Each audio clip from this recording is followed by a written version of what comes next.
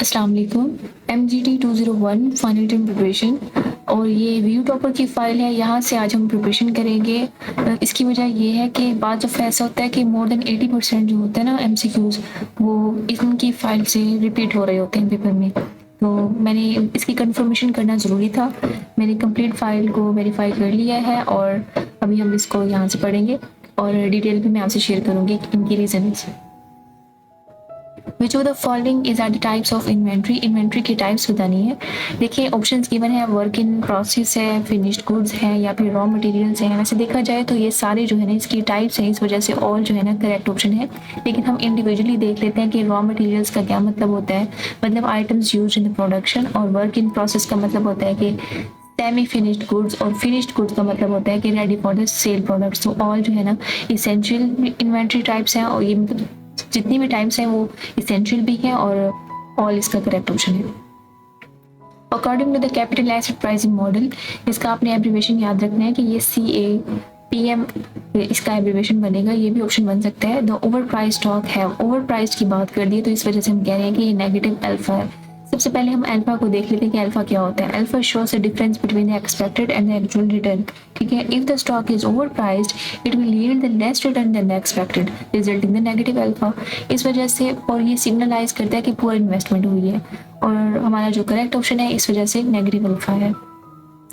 The ratio of the standard deviation ST बोल रहे हैं, और डेविएशन का मतलब वेरिएशन को बोलते हैं, बेसिकली चेंज होता है ये to the mean of the distribution is known as, इसको हम बोलते हैं कोएफिशिएंट वेरिएशन। ठीक है, कोएफिशिएंट वेरिएशन को CV शॉर्ट फॉर्म में कहेंगे। Shows the risk per unit of the return by comparing the standard deviation to the average. Average का मतलब मीन जो हो गया।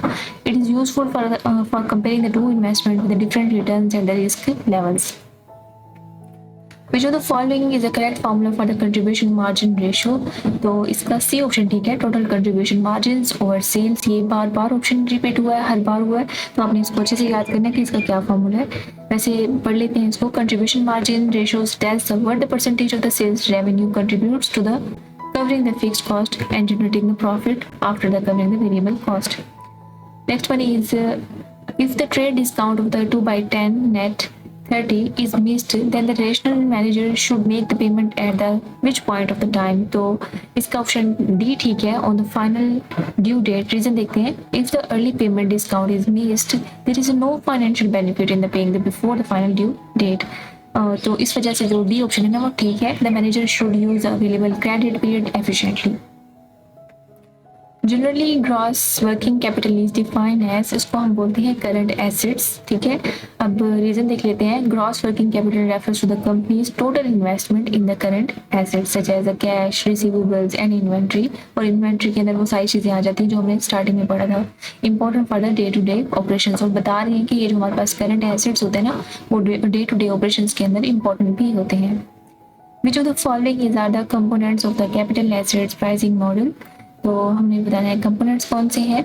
यहाँ पे ऑप्शन देखिए, risk free rate of return, market rate of return और बीटा। तो सारे जो है ना इसकी कंपोनेंट्स हैं, तो ऑल जो है ना वो ठीक ऑप्शन है। If the market risk premium is 15%, risk free rate is a 5% and the beta is a 0.2% नहीं है। What is the expected return under the CAPM? तो हमने एक्सपेक्टेड रिटर्न को फाइंड आउट करना है, और इसका जो फार्मूला होता है वो इस तरीके से हम अरेंज करेंगे। सबसे पहले जो 5% है हमारे पास, ये रिस्क फ्री रेट है। ठीक है, और प्लस कर देंगे हम उसको बीटा के अंदर 0.2 और मल्टीप्लाई करवा देंगे हम रिस्क प्रीमियम 15% के साथ। वैसे देखा जाए तो यहाँ पे जो डिमास का रूल होता है, पहले हम मल्टीप्लिकेशन करेंगे 0.2 को 15 के साथ, तो रिजल्टेंट हमारे पास 3% होगा। फिर ये जो 5% और 3% इसको एडअप करेंगे तो 8% जो है ना वो करेक्ट ऑप्शन है। तो B ऑप्शन जो यहाँ पे ठीक है। This formula is a CAMP model used in the evaluate the asset return based on the risk levels। इस तरह के ऑप्शंस आएंगे। Coefficient of the variation is measure of the relative dispersion risk per unit of the expected return। देखिए, it compares the risk मतलब standard deviation to the expected return। It helps the investor assets which asset gives a better return per unit of the risk। Which of the following statement is true regarding the covariance? Covariance के हवाले से हमने सही statement बतानी है। The covariance can take on any negative, positive और zero value। अब इसके रीजन चेक कर लेते हैं। वैसे ये B ऑप्शन इसका ठीक है। देखिए covariance tales how two variables move together. Covariance हमें ये चीज़ बताती है कि दो वेरिएबल्स किस तरीके से मूव करेंगे एक साथ। If they move in the same direction it's positive, it's opposite it's negative. अब आपको समझ आ गई कि अगर वैसे हम दो वेरिएबल्स के दरमियान रिलेशन को शो करवा रहे हैं ना कि वो किस तरीके से इकट्ठे मूव करें, अगर वो सेम डायरेक्शन में है तो उसका रिजल्टेंट पॉजिटिव आएगा, अगर अपोजिट है तो उसका नेगेटिव रिजल्टेंट आएगा। तो मतलब it can take any value, कोई भी इसकी वैल्यू हो सकती है, पॉजिटिव भी हो सकती है, नेगेटिव भी और जीरो भी हो सकती है। ठीक है, ये वाला रिपीट है। Keeping in mind the concept of the market portfolio which of the following statement is false. False statement basically हमें बतानी है, तो सी ऑप्शन ठीक है। The market portfolio contains both systematic and unsystematic risk. क्योंकि इन्होंने unsystematic भी कह दिया, इस वजह से ये रॉन्ग है। अगर कह देते ना कि सिर्फ इसके अंदर सिस्टमैटिक होती है तो हम कह देते कि ये ट्रू स्टेटमेंट है। आपने बस ये वाला कॉन्सेप्ट याद रखना कि जो मार्केट पोर्टफोलियो होता है ना उसके अंदर सिर्फ सिस्टमैटिक रिस्क की वैल्यू होती है, अनसिस्टमैटिक रिस्क को हम एलिमिनेट कर देते हैं डाइवर्सिफिकेशन के थ्रू। ठीक है, किसके थ्रू करते हैं ये भी आपने याद रखना कि डाइवर्सिफिकेशन के थ्रू हम अनसिस्टमैटिक रिस्क को एलिमिनेट करते हैं, सिस्टमैटिक को नहीं अन को। ये कंफ्यूजिंग पॉइंट्स है, इस वजह से मैं इसको ज़्यादा फोर्स कर रही थी। If the company shifts from the conservative to aggressive working capital policy, what should it expect? तो ये क्या एक्सपेक्ट करेगी? Decrease in liquidity while the expected profitability will increase। अब लिक्विडिटी क्या होती है हमारे पास, देखते हैं इसको। An aggressive policy reduces the current assets। current assets को ही हम liquidity बोल रहे हैं यहाँ पे, which increases the risk but frees up funds for the moral profitable uses।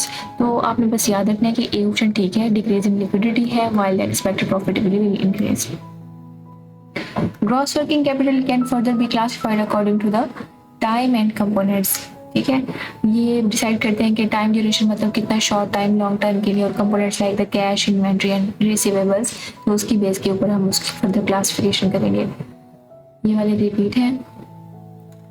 Systematic risk is also known as, इसको हम बोलते हैं अनडाइवर्सिफाइएबल। ठीक है, ये आपने याद रखना है कि जो सिस्टमेटिक रिस्क है ना affect the whole market like the inflation and interest rates and can not be eliminated by the diversification. क्योंकि हमने कहा था कि जो अनसिस्टमेटिक होता है ना उसको हम एलिमिनेट कर सकते हैं थ्रू डाइवर्सिफिकेशन, तो सिस्टमेटिक को एलिमिनेट नहीं कर सकते इस प्रोसेस के थ्रू।